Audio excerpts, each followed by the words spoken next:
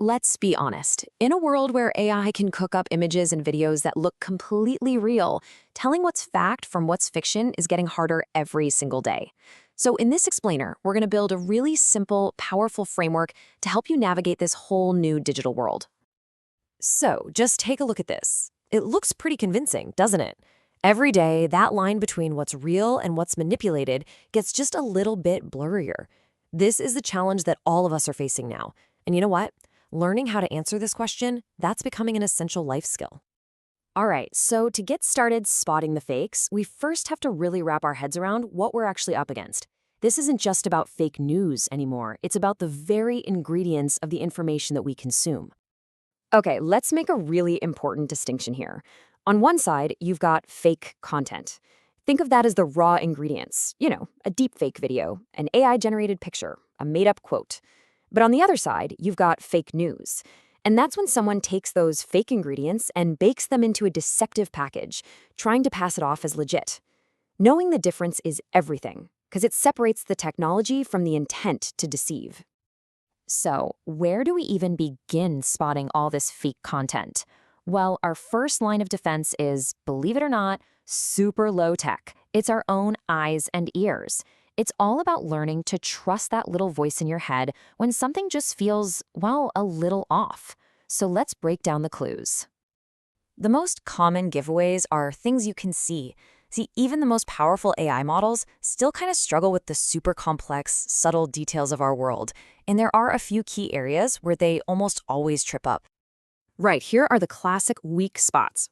AI is just notoriously bad with hands. You'll see extra fingers or joints bending in ways they just can't. Also, look really closely at faces. Do they seem to kind of shimmer or subtly change shape between frames? How about the eyes? If someone isn't blinking enough or their eyes are tracking unnaturally, that's a dead giveaway. And finally, zoom right in on the details. AI often messes up fine things like hair or the shape of teeth or how jewelry reflects light.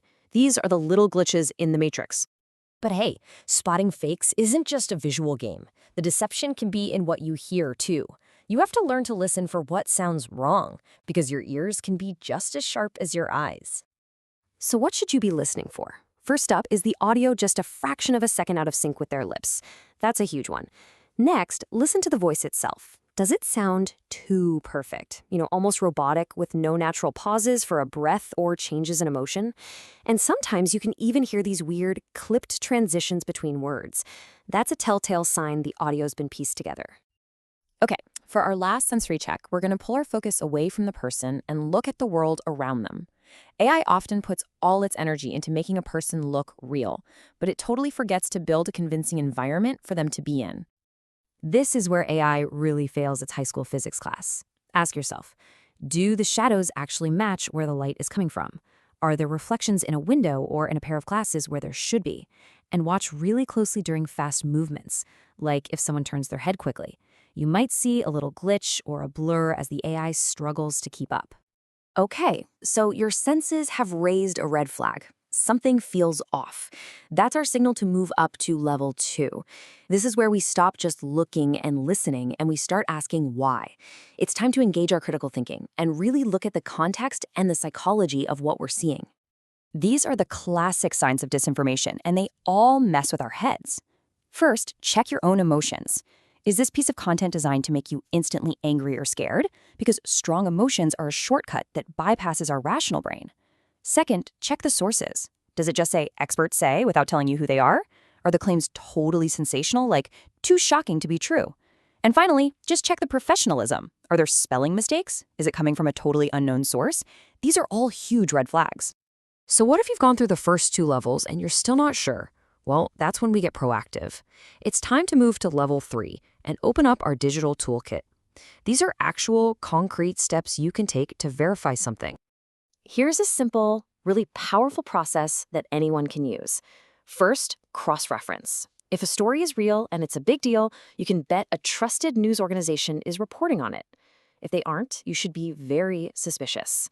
Second, use the digital tools that are out there. We're going to get to those in a second.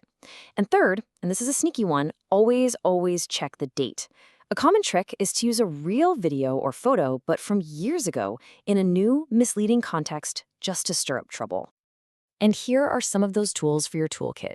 For claims and stories, you've got professional fact checkers like Snopes or AFB Fact Check. For images, doing a reverse image search with something like Google Lens or TinEye is an absolute game changer. It'll show you where else that image has popped up online. And for video, there are new AI detectors emerging. Now, one really important warning, no detector is perfect, but it can give you another piece of evidence. So, as we start to wrap this up, it's pretty clear that this isn't some niche skill just for journalists or tech experts anymore. This is the new digital literacy. It's an essential set of tools for absolutely everyone trying to navigate the modern world. And really, it all boils down to this. No tool, no checklist can ever replace your own critical mind. The technology that creates these fakes is going to keep getting better. But you know what? So will our ability to spot them, as long as we stay curious and stay vigilant. And this is the most important takeaway. The goal here is not to live in a state of constant paranoia, doubting every single thing you see. It's just about developing a simple habit of healthy skepticism, taking that one extra second to pause, to question, and to think before you hit that share button. It's about empowerment, not fear. So we'll leave you with this question.